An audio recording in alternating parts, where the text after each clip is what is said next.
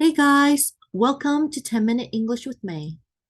And today we're going to talk about the most important part of speech, which is verbs. So there is a very important point I want to address. Without a verb, you cannot have a sentence. So a verb is always necessary. Okay, and today we're going to talk about transitive and intransitive verbs. So, what are intransitive verbs? They are verbs that are not actions that's being directed toward a receiver. So, the action is not directed toward a receiver. What does that mean? In the example sentence, you can see lightning strikes. Lightning is your subject. Strikes is your verb. And there is no object that's being struck, right? So there's no receiver. Same thing. Mother is ill. Ill is an adjective. And it is modifying mother, the subject, because an adjective modifies a noun. So there is no one receiving the action. And in fact, is what we call be verb, right? Our is, am, are, was, were, has been, have been, had been, so on and so forth. These are be verbs and they are never transitive. So we'll talk more about these be verbs later on. All right. So what are some other example sentences that include intransitive verbs? Birds fly. Fish swim in the pond, right?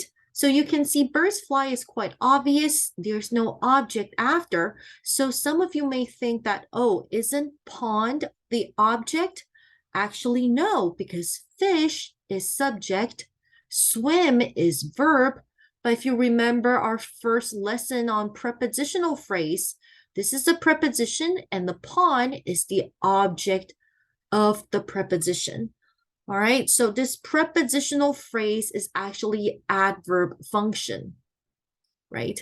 In the pond, fish swim, right? And there is nothing that's being swum here. So nothing takes on the action. There's no receiver, right?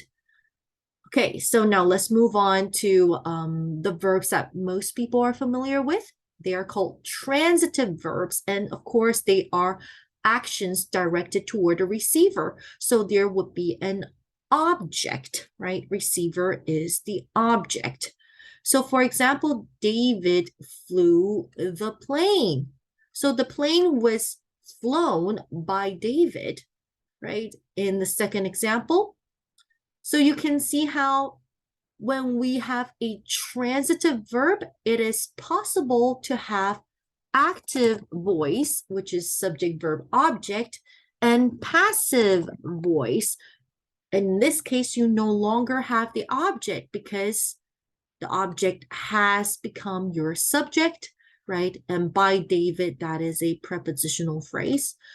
And one important thing to notice is that your passive voice verb always has more than one word. So in this case, the verb is was flown. It is a be verb plus past participle. Fly, flew, flown. All right. So for the third example, lightning strikes tall trees, right? Lightning is our subject. Strikes is our verb, and trees would be our object. So same thing, since this is a transitive verb, we can actually convert the sentence into a passive voice, right? So tall trees are struck by lightning, right? Strike, struck, struck, that is the past participle. So are struck is now your complete verb. So what is the difference between active voice and passive voice? Remember, you want to be as concise as possible when you're writing. And also when you're reading, you want to read a sentence as shorter and easier to understand, right? So 90% of the time we would prioritize active voice. So when you're choosing those subordination type questions or combining sentence type questions on the SAT, always prioritize active voice, all right? A passive voice verb, which is be verb plus past participle, should be a red flag for you. Okay. And now we are going to talk about our linking verbs. So remember in the last slide, I said that one of the intransitive verbs is the be verb, but we have a special name for them. They're called linking verbs because their function is to link the subject with a noun or pronoun or an adjective. So pretty much the adjective or the noun pronoun, they're all talking about the subject. So let's say Mary is hungry. Is the be verb, right? Hungry is adjective talking about Mary, right? Same thing here. Mother is at home. You might be wondering, well, where's your noun or your adjective? In this case, again, going back to our first lesson, if you remember, a prepositional phrase is simply a level 2 modifier. So the function of this prepositional phrase is exactly the same as an adjective, right? Mother is at home is also talking about mother. And of course, Dorothy is my sister. This is be verb. Sister is a noun, right? Talking about Dorothy. So we call these predicate adjective and predicate noun. Remember, because there's no action being done to the receiver like in transitive verbs, we do not call them object. They are called complement, right? And adjective, we call them predicate adjective, and nouns, we call them predicate nouns. All right, so some other common linking verbs include appear, become, grow, remain, seem, smell, sound, taste, feel, look.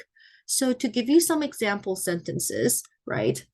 I can say Bob seems upset, right? So do you see how upset is an adjective modifying the subject, Bob, right? And you can say the class remains silent.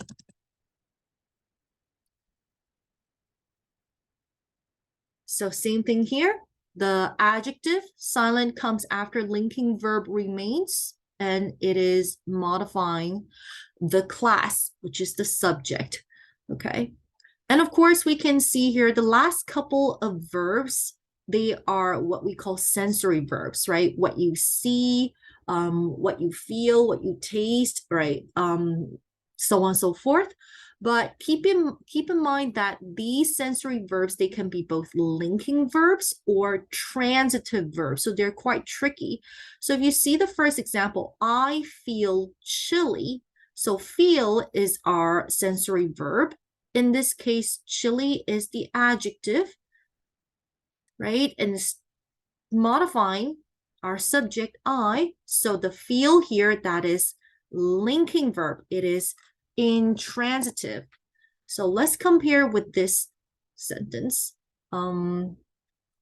I felt the soft cotton. Right. So you can see that I use the same verb in past tense. I felt the soft cotton. But in this case, I is the subject, felt is the verb. What did you feel? Is the cotton. The cotton is the thing that got felt, right? That was felt by you. So this would be a transitive sensory verb. Right? Okay, so one more example.